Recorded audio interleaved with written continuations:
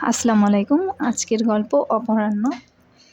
মেঘলা ২৫-২৬ বছরের তরুণী, লেখাপড়া এবং কোচিং এই ক্লাস নিয়েই তার পুরোটা দিন কেটে যায়। আজ শুক্রবার, সপ্তাহের একটি ছুটির দিন হলেও আজ তার ক্লাস ছিল। সাধারণত পায়ে হেঁটে বা মাঝে মাঝে দূরের যাত্রাসঙ্গী অটো। আজ অটোতে তার পাশে বসা একজন সুদর্শন। গল্পের শুরুটা এখান থেকেই।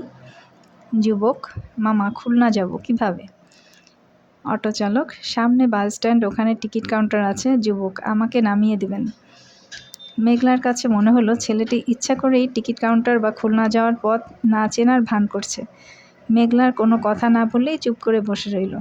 ইতিমধ্যে যুবকটির কাছে ফোন আসে। যুবক: হ্যালো বন্ধু, কেমন আছো? গত রাতে বগুড়া মেডিকেলে যে ঝামেলা হলো, তারপর কিছু হয়েছে?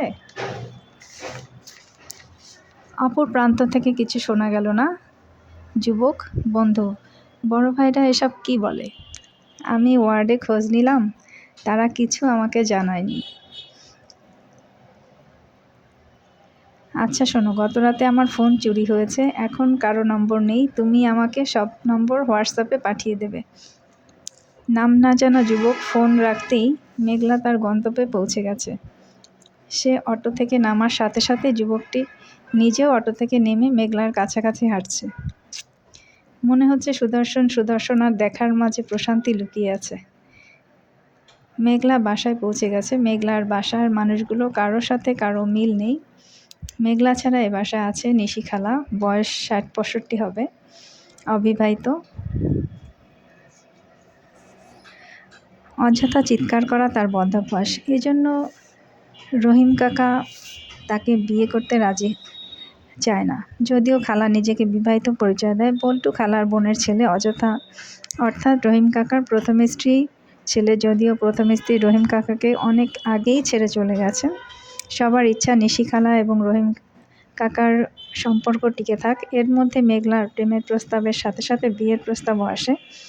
নিশি খালা: আমরা এখনো বিয়ে হয়নি আমাদের, এর মধ্যে তোর এত প্রস্তাব আসে কেন?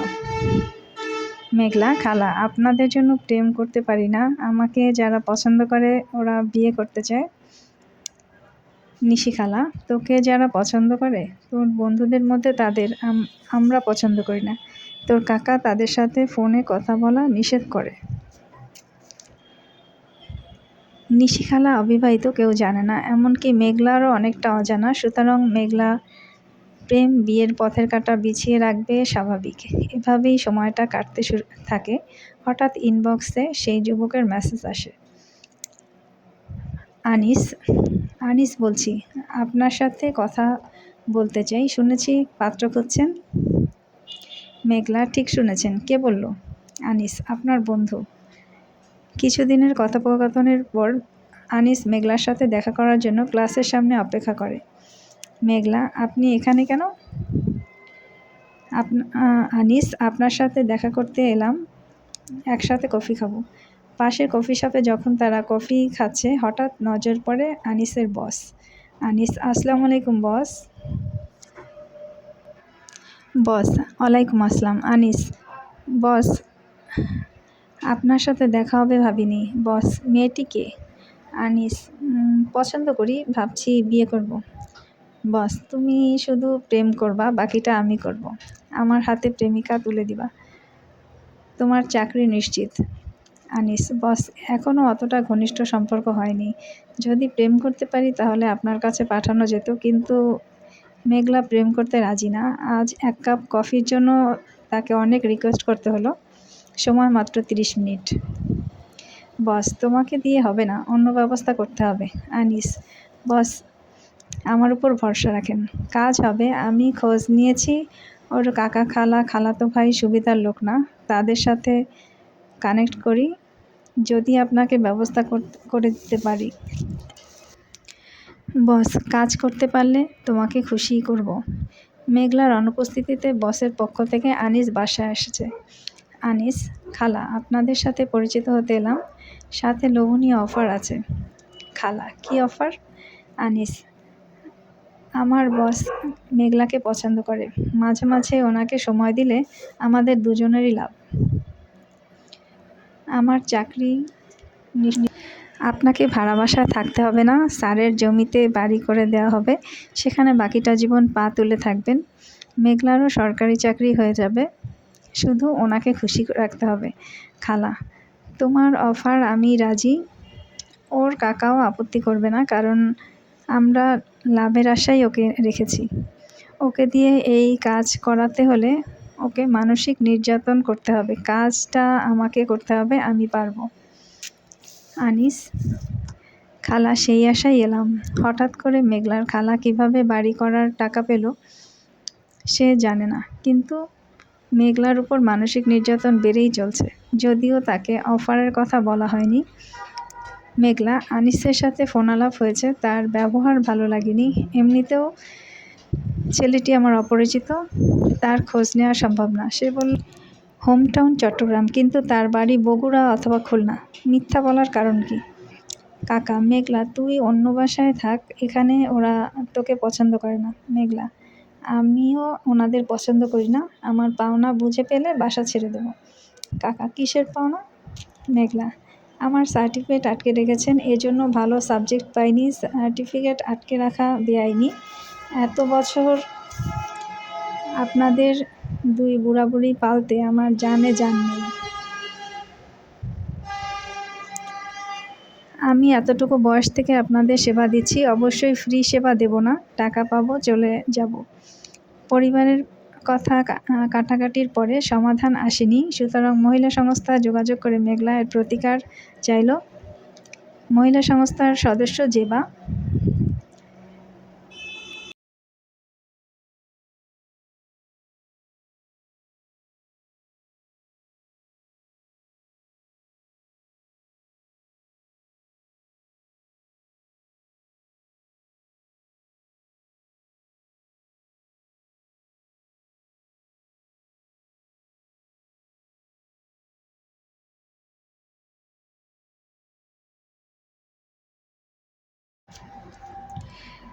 মহিলা সংস্থা থেকে আমি আপনার বিরুদ্ধে অভিযোগ পেশ করছি। আমার সাথে একজন উকিল আছে, উনি আপনার সাথে কথা বলবে। উকিল: আপনাকে জরিমানা করা হচ্ছে। মেঘলার সার্টিফিকেট আটকে রাখার অধিকার আপনার নেই। সার্টিফিকেটের জন্য সে সরকারি চাকরি হারিয়েছে, কারণ আপনি তাকে জামানত দিয়ে বিনিময়ে এই বাড়ি এবং জমি পেয়েছেন। দলিল বলে এই জমির সরকারের, কিন্তু আজ সকালে নির্দেশ এসেছে অবৈধ স্থাপনা তোলার কারণে খালা, কাকা, খালাতো ভাই অভিযুক্ত করে মামলা দায়ের করা হয়েছে এবং দ্রুত বাড়ি ভেঙে সরকারি জমি দখলমুক্ত করা হচ্ছে। ডাক্তার নিগার বসের স্ত্রীর সাথে কথা হচ্ছে মেঘলার: নিগার, তোমাকে বাসা ভাড়া এবং ব্যাচ চালানোর জন্য টাকা আমি দেব, তুমি বাসা পরিবর্তন করবে। তোমাদের বস আমার জন্য এত বড় অবস্থায় এসেছে, কিন্তু এখন তার নজর আমার দিকে নেই, বাচ্চা মেয়েদের তার ভালো লাগে, এজন্য এত কিছু হলো। মেঘলা: ম্যাম, আমি বসকে চিনি না, আগে এসব ব্যাপারে কিছু জানতাম না। আমার পাওনা বুঝে না পেলে আমি যাব কেন? ওনার জন্য সরকারি চাকরি আটকে গেছে, চাকরি হলে সচ্ছলভাবে বাঁচতে পারতাম, সেটাও হলো না। সার্টিফিকেট হাতে না পাওয়ার জন্য ভালো সাবজেক্ট পাইনি। অন্যায়ের প্রতিবাদ আগে ঘরে বসে করেছি, কেউ জানেনি, এখন বাইরে বসে প্রতিবাদ করছি, তাই আপনি জানলেন। নিগার: আমি তোমাকে সাপোর্ট করি। এর আগে যদিও যাদের সে খেয়েছে তারা কেউ প্রতিবাদ করেনি। মেঘলা ডাক্তার নিগারের কাছ থেকে সাপোর্ট এবং জরিমানার টাকা পেয়ে দুটো রুম ভাড়া নিয়ে ক্লাস শুরু করে। সকালে দুটো শিফট চলে, এদের মধ্যে দুস্থ বাচ্চারাও পড়তে আসে। পাশের রুমে তার থাকার ব্যবস্থা, আজীবন এখানে থাকবে, বাড়িওয়ালা কাকি বলে দিয়েছে। হঠাৎ করে লটারির টিকিট পেয়ে মেঘলা খুশি। বাংলাদেশ টু মালয়েশিয়া 7 দিনের ভ্রমণ ফ্রি। শিক্ষার্থীদের 7 দিনের ছুটি। প্রিয় বন্ধুদের সাথে আবার কিছুদিনে আনন্দে কাটানো যাবে। প্রিয় বন্ধুদের সাথে আবার দেখা হবে, নতুন বছরে আবার নতুন করে শুরু হবে। মেঘলার নিজ হাতে তৈরি করা ব্যাচ, ইংলিশ ল্যাঙ্গুয়েজ ব্যাচ, নতুন বছরে পরিবার এবং শিক্ষার্থীদের নিয়ে এই ককটেল আনন্দে কাটবে ইনশাল্লাহ।